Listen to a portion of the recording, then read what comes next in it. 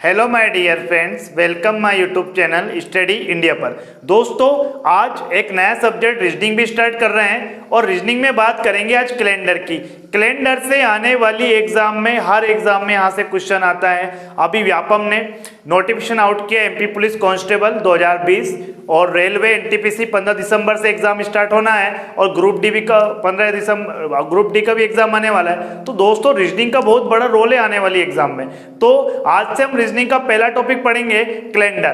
तो दोस्तों, कैलेंडर होता क्या है? कैलेंडर, तो बात करते हैं कैलेंडर की कि कैलेंडर होता क्या, इसकी परिभाषा क्या होती है कैलेंडर की। तो आपने जैसे आज का दिन ही हम ले लेते हैं 24/10/2020, 24/10/2020। तो दोस्तों, ये तारीख माह और सन। दोस्तों, क्या होता है इसमें संबंध? तो 24 क्या है? सबसे स्टार्टिंग में क्या रहता है? तारीख रहती है, डेट रहती है। बीच में क्या रहता है? माह। और लास्ट के जो दो अंक रहते हैं दोस्तों, लास्ट के जो दो अंक होते हैं ना, वो क्या दिखाते हैं हमें कैलेंडर के अंदर? सन दिखाते हैं। लास्ट के दो अंक क्या दिलाते हैं? सन दिखाते हैं। और उसके पहले वाले दो अंक दिखाएंगे शताब्दी। क्या दिखाएंगे? शताब्दी। दोस्तों, लास्ट के सन के जैसे 2020 है तो लास्ट वाला 20 है जो क्या दिखाएगा? सन। और 20 के पहले जो दो अंक होते हैं ना, वो क्या दिखाते हैं? हमेशा शताब्दी दिखाते हैं। तो कैलेंडर की परिभाषा क्या बनी?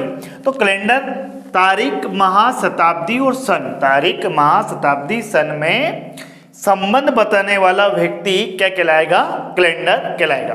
ठीक है दोस्तों, अब बात करते हैं कि कैलेंडर कौन से कैलेंडर हमारे संविधान ने अपना रखा है। तो ग्रेगोरियन कैलेंडर। कौन सा कैलेंडर है? Gregorian calendar. तो इसी कैलेंडर की बात करते हैं, ग्रेगोरियन कैलेंडर की।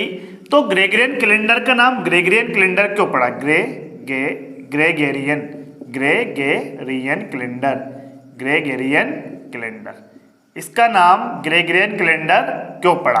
तो ग्रेगोरियन कैलेंडर एक ग्रीक देश के वैज्ञानिक थे, उनका नाम क्या था? ग्रेगोरियन।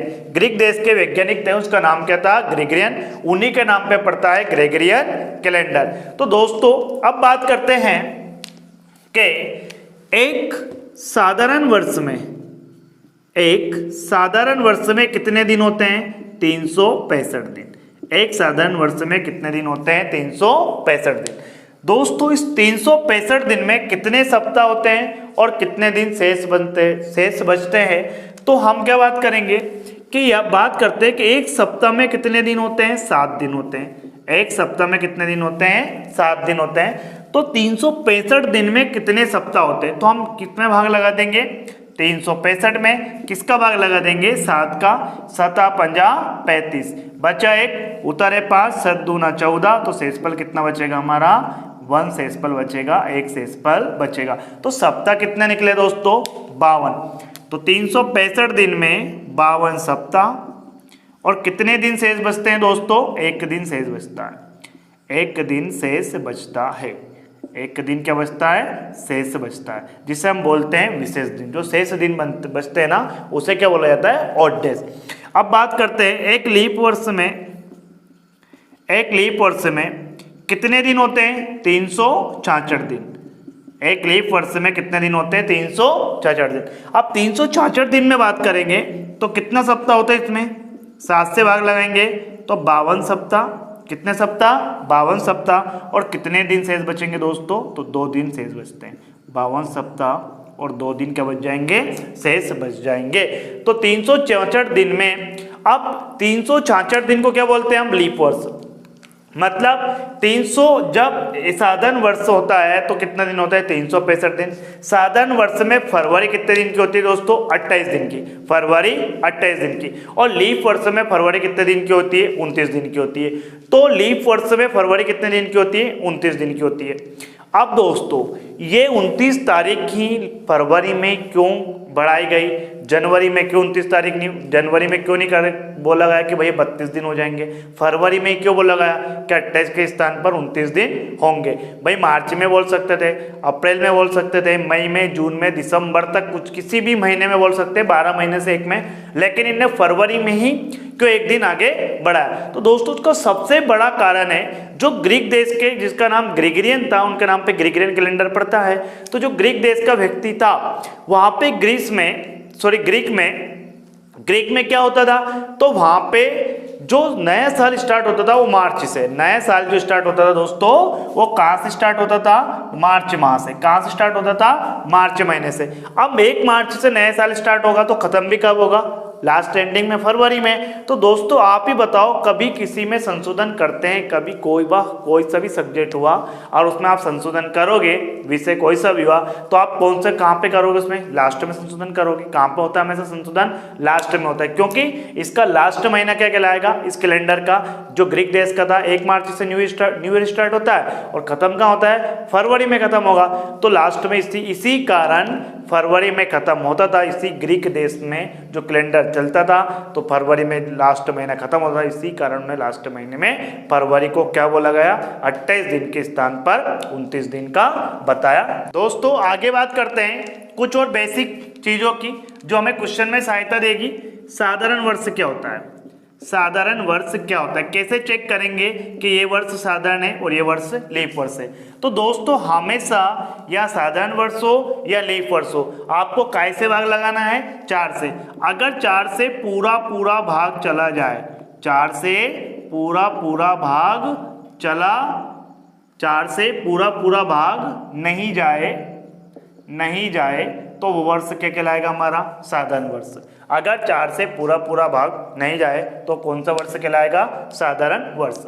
जैसे बात करते हैं दोस्तों 2009 की, 2009 तो लास्ट के 2 अंक में 4 से, नियम क्या है गणित में 4 के नियम, अगर लास्ट के 2 अंक 4 से विभाजित है तो पूरी संख्या काय से विभाजित होती है, 4 से। तो लास्ट के 2 अंक में काय से भाग लगाएंगे हम, 4 से। तो लास्ट के 2 अंक 0 ना तो 9 ले लेंगे, 9 में 4 से भाग लगाएं, 4 दूना 8 से, इस पर कितना बच जाएगा, क्या 4 से पूरा भाग चला गया, नहीं गया। तो जब 4 से पूरा भाग नहीं जाएगा वे वर्ष क्या कहलाएगा, हमारा साधारण वर्ष। दोस्तों अगला लेते हैं 2011। क्या 11 लास्ट के 2 अंक में 4 से भाग जा रहा है, 11 में नहीं जा रहा है, तो 4 से भाग नहीं जा रहा है तो वर्ष कहलाएगा हमारा क्या, साधारण वर्ष।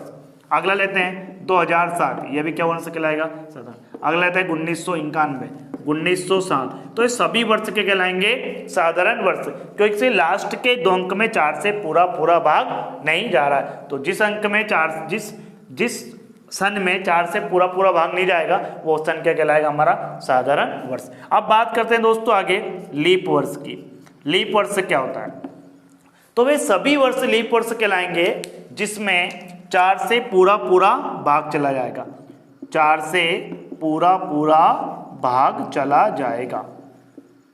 चला जाएगा, वे सभी वर्ष लीप वर्ष कहलाएंगे जिसमें 4 से क्या चला जाएगा, पूरा भाग चला जाएगा। जैसे दोस्तों अभी जो सन लेते 2020, क्या लास्ट के 20 में 4 से पूरा भाग जा रहा है, लास्ट के 2 अंक में तो जा रहा है, 4 पंजा 20, पूरा 20 विभाजित हो रहा है किससे, 4 से, तो क्या उनसे वर्ष कहलाएगा हमारा लीप वर्ष। 2024 लास्ट के 2 अंक में देखना है, अगर लास्ट के 2 अंक में पूरा भाग चला जाए 4 का तो वर्ष क्या कहलाएगा, लीप वर्ष। 24 में 4 का भाग लगाएंगे, 4 छंगे 24, तो ये भी लीप वर्ष हो गया। 2008, 8 में भाग लगाएंगे 4 से, 4 दूना 8, भाग पूरा गया, ये भी लीप वर्ष हो जाएगा। 1996, तो 96 में लास्ट में 4 से भाग देंगे तो 24 चौके 96, तो 96 भी क्या हो जाएगा, अपना लीप वर्ष कहलाएगा। 1896 हो गया, 1812 हुआ, तो लास्ट के 2 अंक में अगर 4 से पूरा भाग जाता है तो वो कौन सा वर्ष कहलाएगा, हमारा लीप वर्ष, और नहीं जाता है तो क्या कहलाएगा, हमारा साधारण वर्ष। दोस्तों आगे बात करते हैं शताब्दी वर्ष की। दोस्तों अब बात करते हैं शताब्दी वर्ष की। तो शताब्दी वर्ष क्या होती है, तो एक वर्ष 100 साल में 100 साल की क्या होती है, एक शताब्दी। शताब्दी किसे कहते हैं, तो 100 साल की एक शताब्दी, शताब्दी मतलब सेंचुरी। तो 100 साल में 100 साल पूरे होने पर क्या गिना जाता है, तो एक शताब्दी कंप्लीट हो जाती है। तो दोस्तों शताब्दी कितने प्रकार की होती है, 2। एक तो साधारण वर्ष की शताब्दी, एक साधारण वर्ष की शताब्दी और एक होती है दोस्तों लीप वर्ष की शताब्दी। लीप वर्ष की शताब्दी, एक होती है साधारण वर्ष की शताब्दी और एक होती है दोस्तों लीप वर्ष की शताब्दी। अब हमने जब वर्ष पढ़ा था दोस्तों तो उसमें काय से भाग लगाया था 4 से, लेकिन शताब्दी की बात करें तो शताब्दी में भाग लगाएंगे 400 से। क्या लगाएंगे 400 से। अगर 400 से पूरा पूरा भाग नहीं जाए, कौन सा भाग नहीं जाए, पूरा पूरा भाग नहीं जाए, किससे 400 से। शताब्दी दिखेगी तो आप काय पे भाग लगाओगे आप 400 से, तो पूरा पूरा भाग ना जाए, पूरा पूरा भाग ना जाए तो शताब्दी कौन सी कहलाएगी हमारी, साधारण वर्ष की शताब्दी। जैसे बात करते हैं, अब शताब्दी को पहचानोगे कैसे आप, तो शताब्दी को कैसे पहचानोगे दोस्तों, अगर लास्ट में 00 रहे, क्या रहे 00, लास्ट में अगर 2 जीरो रहेगा तो आपको हमेशा काय से भाग लगाना है 400 से। अगर लास्ट में अंक दिखे, 2 अंक दिखे, कोई से भी दिखे तो आपको भाग लगाना है 400 से, 4 से। तो लास्ट के 2 अंक हमेशा अगर 0 रहेंगे तो आप पहचानना है ये क्या कहलाएगी, शताब्दी। अब बात कर रहे हैं हम साधारण वर्ष की शताब्दी। अगर 400 से पूरा पूरा भाग ना जाए तो वो शताब्दी कौन सी कहलाएगी, साधारण वर्ष की शताब्दी। क्या 400 का 1900 में पूरा पूरा भाग जा रहा है दोस्तों, नहीं जा रहा है। 400 चुके 1600, बचेंगे कितने 300, तो ये वर्ष कौन सा कहलाएगा हमारा, साधारण शताब्दी वर्ष। ठीक है दोस्तों, अगला लेते हैं 1800 में भी 400 का भाग नहीं जाएगा। 2100 ले लो कि 2100 में भी 400 का भाग जाएगा, नहीं जाएगा। 400 पंजे की 2000, बच गए 100, तो 2100 में भी भाग नहीं जा रहा है 400 का। 1700, 1500, 1400, ये सब क्या कहलाएंगे, साधारण वर्ष की शताब्दी, क्योंकि इसमें 400 से भाग नहीं जा रहा है। अब बात करते हैं लीप वर्ष की शताब्दी, तो इसका क्या हो जाएगा, उल्टा हो जाएगा। तो लीप वर्ष में किससे भाग जाएगा, 400 से। 400 से पूरा पूरा भाग चला जाए, पूरा पूरा भाग चला जाए, 400 से पूरा पूरा क्या चला जाए दोस्तों, भाग चला जाए, तो वो वर्ष क्या कहलाएगा, लीप वर्ष की शताब्दी। और शताब्दी को पहचानने का तरीका, लास्ट के सन में क्या होना चाहिए, 00, 2 अंक होने चाहिए, 00 रहना चाहिए। ठीक है दोस्तों, तो लीप वर्ष की शताब्दी कैसे लगाओगे, 400 से, तो 2000। क्या 2000 में 400 से पूरा पूरा भाग जाएगा, जी जाएगा। 400 पंजे की 2000, तो ये कौन सी शताब्दी कहलाएगी हमारी, लीप वर्ष की शताब्दी। 1600, शताब्दी को पहचानने का तरीका, लास्ट के 2 अंक क्या होना चाहिए, 00। जहाँ 00 दिखेंगे लास्ट के 2 अंक, तो आपको क्या टोकना है, 400 से भाग टोकना है। क्या 1600 में 400 से भाग जा रहा है, 400 चुके 1600, 1200, 400 तिया 1200। ठीक है दोस्तों, और भी एग्जांपल ले सकते हो आप, 2400, 2800, क्योंकि 2800 में 400 का भाग जा रहा है, 400 छके 2400, 400, 400 सत्य की 2800। तो ये सभी वर्ष, सभी जो ये शताब्दी वर्ष के कहलाएंगे, लीप वर्ष की शताब्दी। तो दोस्तों यहाँ से आपको याद रखना है कि जिसमें 400 का पूरा पूरा भाग ना जाए वो साधारण वर्ष की शताब्दी, और जिसमें 400 का पूरा पूरा भाग जाएगा वो लीप वर्ष की शताब्दी आपकी कहलाएगी। आपको ध्यान रखना है, अगर लास्ट के 2 अंक 00 मिले तो आपको हमेशा 400 से भाग लगाना है, और 2 अंक लास्ट के 2 अंक मिलेंगे आपको संख्या में मिले तो आपको हमेशा कैसे भाग लगाना है दोस्तों, 4 से भाग लगाना है। दोस्तों जो हमने बेसिक पढ़ा उस पर एक बेसिक क्वेश्चन बनता है, कैसा कि निम्न में से लीप वर्ष क्या है। तो लीप वर्ष आप कैसे निकालोगे, तो यहाँ पे मैंने आपको बताई इनमें से क्या देखना है, लीप वर्ष। अब मैंने आपको बताया कि दोस्तों जहाँ भी आपको 00 दिखेंगे तो क्या कहलाएंगी, शताब्दी। और जब भी आप लीप वर्ष से पूछे शताब्दी, तो जहाँ भी 00 आपको दिखे लास्ट में तो आपको क्या टोकना है, 400 से भाग टोकना है। और जब सन दिखेंगे तो आपको काय से भाग टोकना है, 4 से भाग टोकना है। तो दोस्तों यहाँ पे 00 नजर आ रहा है, हमें क्या देखना है, लीप वर्ष। और हम जानते हैं कि लीप वर्ष शताब्दी हमने पढ़ी है, कैसा पढ़ी है कि अगर 400 से पूरा पूरा भाग गया तो वो क्या कहलाएगा हमारा, लीप वर्ष की शताब्दी। क्या 1900 में 400 से भाग जा रहा है, ना जा रहा है। 1700 में जा रहा है, ना जा रहा है। 1800 में जा रहा है, ना जा रहा है। लेकिन 2000 में 400 से भाग जा रहा है। अगर 2000 में हम 400 से भाग देंगे, 400 पंजे की 2000, पूरा पूरा भाग जा रहा है, तो हमें लीप वर्ष क्या मिलेगा दोस्तों, 2000 हमारा क्या जाएगा, आंसर आ जाएगा। दोस्तों नेक्स्ट क्वेश्चन की बात करते हैं, निम्न में से साधारण वर्ष है। तो साधारण वर्ष हमने क्या पढ़ा था कि जिसमें 4 से पूरा पूरा भाग न जाए वो वर्ष क्या कहलाएगा, साधारण वर्ष। तो क्या 8 में 4 से पूरा पूरा भाग जा रहा है कि नहीं जा रहा? तो जा रहा है। 4 दूना 8, लास्ट के 2 अंक में देखना है, तो ये कौन सा वर्ष हो गया? लीप वर्ष। 12 में लास्ट के 2 अंक में जा रहा है कि नहीं जा रहा है? 4 तिया 12 जा रहा है। 72 में जा रहा है। क्या 53 में 4 से भाग जाएगा पूरा पूरा? लास्ट के 2 अंक में नहीं जाएगा, तो ये वर्ष कहलाएगा हमारा दोस्तों साधारण वर्ष कहलाएगा। दोस्तों अगले क्वेश्चन की बात करते हैं कि 100 साल में 29 फरवरी या लीप वर्ष, जब भी 29 फरवरी आएगी तो वो वर्ष कहलाएगा लीप वर्ष। तो कितने आएंगे, कितने साल में? 100 साल में। तो बात करते हैं दोस्तों कितने साल की? 100 साल की। अब दोस्तों मैंने आपसे बोला था कि अगर 0 0 दिखे तो आपको काय का भाग लगाना है? 400 का। क्या इसमें 400 का भाग जाएगा दोस्तों? नहीं जाएगा। हमें क्या देखना है? लीप वर्ष। तो 100 के पहले एक और कौन सा वर्ष आता है? 99। इस 99 हम काय से भाग लगाएंगे? 4 से। जब भी सन देखे वहां पे 99 अंक देखे 4 से भाग लगाना है। ठीक है दोस्तों, तो 4 से भाग लगाया तो 24 चुके कितना आया हमारा? 96 आया। शेषफल कितना बचा? 3। तो दोस्तों कितनी बार गया? 24 बार गया। तो 24 तो क्या जाएंगे हमारे? लीप वर्ष। इसमें 24 कितने जाएंगे? लीप वर्ष। अब बचे कितने? 100 में से 24 गए, 100 में से 24 गए तो बचे कितने? 76। ये 76 के हो जाएंगे हमारे दोस्तों साधारण वर्ष। ठीक है दोस्तों, तो 100 साल में लीप वर्ष कितने आएंगे? 24। और साधारण वर्ष कितने आएंगे दोस्तों? 76 आएंगे।